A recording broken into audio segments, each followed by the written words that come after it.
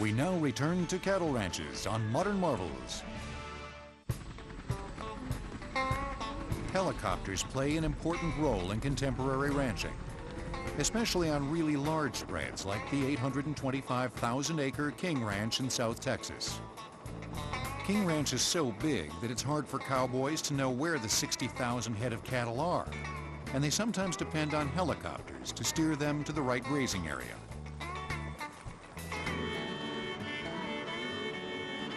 At 180,000 acres, the Pitchfork Ranch in West Texas is also pretty big.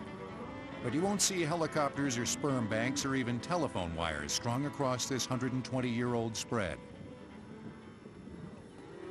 You will see cowboys on horseback, ranching in pretty much the same manner as their forebears did a century ago. Here, a cowboy is a cowboy. He's not asked to go out and build fence. He's not asked to go out and get on a tractor and plow. He's strictly hard the cowboy. That means he's a horseback every day. I think a cowboy should look like a cowboy. I really do. If they don't look like a cowboy, they aren't interested in the cowboy tradition. They can certainly go somewhere and get a better paying job.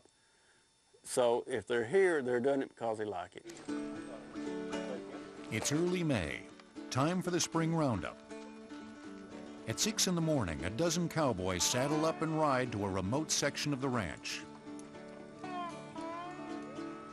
A police siren of all things serves as a feeding cue, and the cattle slowly emerge from the brush.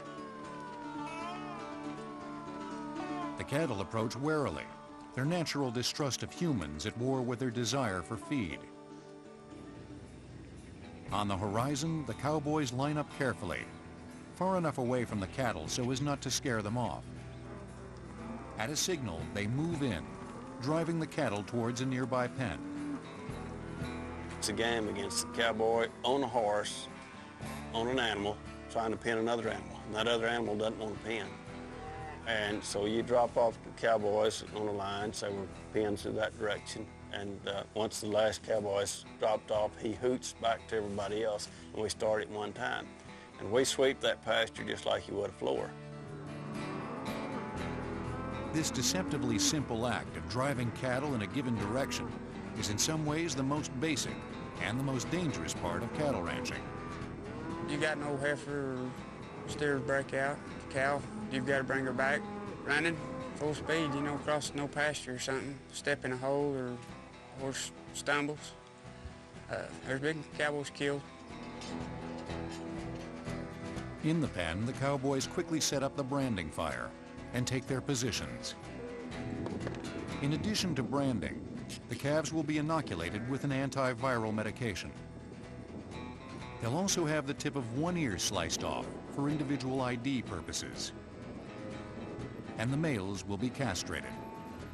Some pretty frail type guys really can flank calves good. It's more timing than it is brute strength.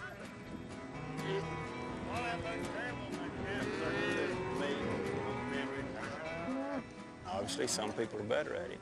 You start early in the season, and these guys get winded pretty quick, and then they're pretty tough right now, even though we saw some calves that didn't go down just as pretty as what we wanted. The maneuvers are done as quickly as possible to lessen the stress and suffering of the animal. Guy on the head, he lifts the head up. The guy crop off the ear on the bottom, lifts the head up. If I'm there with the branding iron, I've kind of got priority because the branding iron's getting cold.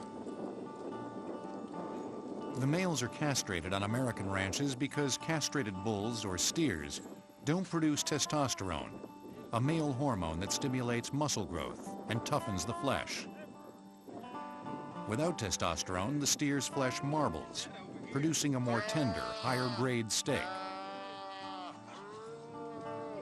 The cattle are dehorned to reduce injuries during fights and also to fit more animals into the trucks that will take them to the feed yard and the slaughterhouse. It's going to be blood, so if you're squeamish on blood or smell smoke, that hair burning's old Brandon, that hair burning's a different smell. It lingers with you for a long time. The sound that the calves and the way it looks, I think, is more of distress from being separated and the kind of the shock. They think, well, the predator has them and maybe they're going to eat them up, instead of just to give them a few shots and a little pain for a minute. They run right back to the mamas, and everything's fine. Sure, it hurts, son. We've had a tetanus shot. We've had our tonsils out. It's for the better health of the animal. To me, an animal's put on this earth to eat, or he wouldn't be made out of meat. And it's just something that needs to be done. It's just the way of life. The way of life is exactly what draws cowboys to this work. Money's not there. You're not going to get rich. We do it because we like the outdoor life. We like working with stock. To me, I love working with good horses. It's not a routine job. It's not something you do the same thing every day. It's always a little different. Long hours and, a lot of dirty work, but, there ain't nothing better. A lot of people grow up wishing they was cowboy and, well, doing it.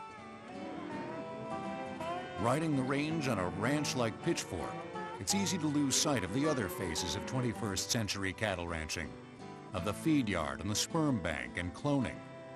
But for all its pastoral traditions and Western charm, cattle ranching is an industry in transition, an industry in which the future promises to be very different from the past.